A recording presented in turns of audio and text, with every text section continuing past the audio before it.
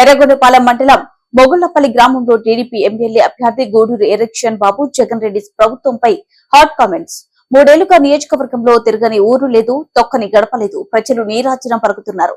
Gudur election బాబు Telugu Desam party పెట్టిన సంక్షేమ పథకాలను రద్దు చేసి పేదలపై భారం మోపిన ప్రభుత్వం జగన్ రెడ్డిది. బాబు సూపర్ 6 పథకాలతో పేదలకు సంక్షేమంతో పాటు అభివృద్ధి జరుగుతుంది.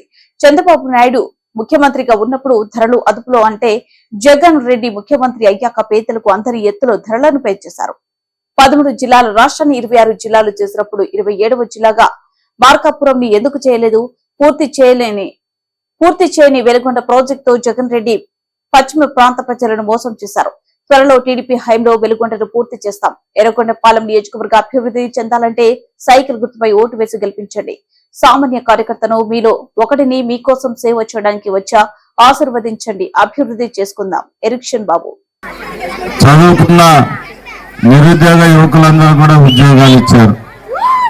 పేదింటి ఆడబిడ్డలకి పెళ్లిళ్ళప్పుడు చంద్రన్న పెళ్లి కానుకలు ఇచ్చారు. ప్రాజెక్ట్ ఎక్కడుందో మనకు తెలియదు. మార్కాపుర కేంద్రంగా జిల్లాను ప్రకటిస్తానన్నాడు. ఈ రాష్ట్రంలో జగన్మోహన్ రెడ్డి 13 జిల్లాలని 26 జిల్లాలు చేశారు తప్ప మార్కాపురం జిల్లాని ప్రకటించినటువంటి పరిస్థితి లేదు. వలసలను ఆపుతామన్నారు, పరిశ్రమలు తెస్తామన్నారు. ఇవన్నీ కూడా ఉట్టెట్టి మాటలు చెప్పి మనందరితోటి ఓట్లు వేయించుకొని ముఖ్యమంత్రి అయినాక గ్రామాల అభివృద్ధి, రైతాంగం, పేద బడుగు బలహీన వర్గాల మైనార్టీల సంక్షేమాన్ని విస్మరించినటువంటి ప్రభుత్వం ఈ వైసీపీ ప్రభుత్వం అని మనం అందరం కూడా తెలుసుకోవాల్సిన అవసరం ఉంది. గతంలో చంద్రబాబు నాయుడు గారు ముఖ్యమంత్రిగా ఉన్నప్పుడు కరెంటు ఛార్జీలు పెంచలేదు. జగన్మోహన్ రెడ్డి కరెంటు ఛార్జీలు పెంచారు. చంద్రబాబు నాయుడు గారు ముఖ్యమంత్రి ఉన్నప్పుడు నిత్యావసర సరుకులు పెంచలేదు. ఈ రోజు ఈయన ముఖ్యమంత్రి అయినాక పేదల నెత్తిన భారం మోసినటువంటి పరిస్థితి. సూపర్ 6 పథకాలని రేపు ఆయన ముఖ్యమంత్రి అయినాక కొన్ని కార్యక్రమాలు చేస్తాడని గ్రామాన్ని మనం చెప్తా ఉన్నాం. ఎవరైతే ఇంట్లో 18 సంవత్సరాల నుంచి 59 సంవత్సరాలు ఉన్నటువంటి ప్రతి ఒక్క ఆడబిడ్డకి నెలకు 1500 రూపాయలు డబ్బులు ఇస్తామని ప్రకటించడం జరిగింది. ఇంట్లో ఎంతమంది బిడ్డలు చదువుకుంటా ఉంటే ఒక్కొక్క బిడ్డకి సంవత్సరానికి 15,000 రూపాయలు ఇస్తారని ప్రకటించడం జరిగింది. ఎన్ని రేషన్ కార్డులు ఉంటే రేషన్ కార్డుకి ప్రతి సంవత్సరం 3 గ్యాస్ సిలిండర్లు ఉచితంగా ఇస్తామని ప్రకటించడం జరిగింది. చదువుకొని ఉద్యోగాల్లోగా ఉండి ఖాళీగా ఉండే బిడ్డలందరికీ కూడా ఉద్యోగాలు వచ్చేంత వరకు నెలకు 3,000 రూపాయలు నిరుద్యోగ భృతి ప్రకటించినటువంటి సందర్భం మనం అందరం గుర్తు చేసుకోవాలా.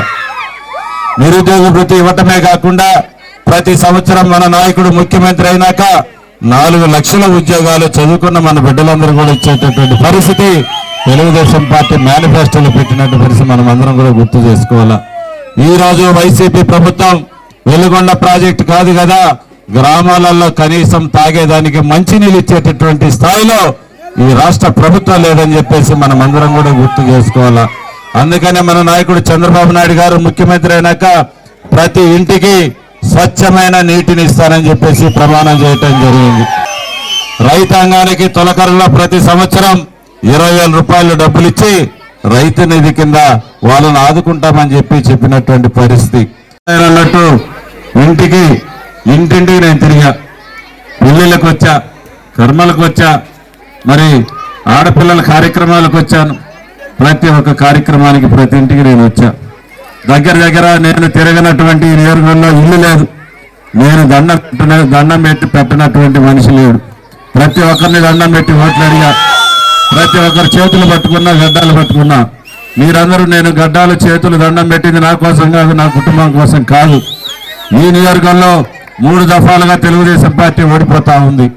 ఒక్కసారైనా మన పెద్ద ఆయన నాయకత్వంలో గెలవాలా అని చెప్పి ఒక ఏకైక లక్ష్యంతో 3 సంవత్సరాలు నేను ఇక్కడ కార్యకర్తలాగా పనిచేశాను. ఒక సామాన్య కార్యకర్తలాగా పనిచేశాను. మీ అందరికీ ఒక నమ్మకాన్ని కలిగించాను. అందుకని మిమ్మల్ని అందరూ నేను కోరుకుంటా ఉన్నా, మే 13వ తారీఖున ఎన్నికలు వస్తూ ఉన్నాయి. ఇంకా 15 రోజులు లేదు సమయం.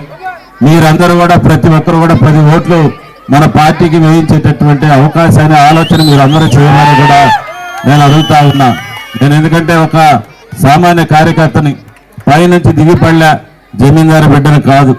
మీలాగనే కష్టపడినటువంటి కుటుంబం నుంచి ఇక్కడ దాకా వచ్చినటువంటి వ్యక్తిని మీరందరూ కూడా ఒక్కసారి 3 దఫాలుగా వాళ్ళు గెలిచారు. కానీ మనకేమైనా అభివృద్ధి జరిగిందా ఈ నియోజకవర్గంలో? ఎవరికైనా 5 సంవత్సరాలు ఈ దళిత కాలనీలలో ఒక లోన్ అన్న ఇచ్చారా? మన నాయకుడు నారా చంద్రబాబు నాయుడు గారు ముఖ్యమంత్రిగా ఉంటే నేను అప్పుడు లిడ్ క్యాప్ కార్పొరేషన్ చైర్మన్ ఉన్నా. ఆ రోజుల్లో మన కులంలో సంబంధించినటువంటి వాళ్ళకి చెప్పులు కుట్టేవారికి, డప్పు కొట్టేవారికి 40,000 మందికి భారతదేశంలో ఏ రాజకీయ పార్టీ కానీ, భారతదేశంలో ఏ ముఖ్యమంత్రి గాని చేయనటువంటి పని మన నాయకుడు నారా చంద్రబాబు నాయుడు గారు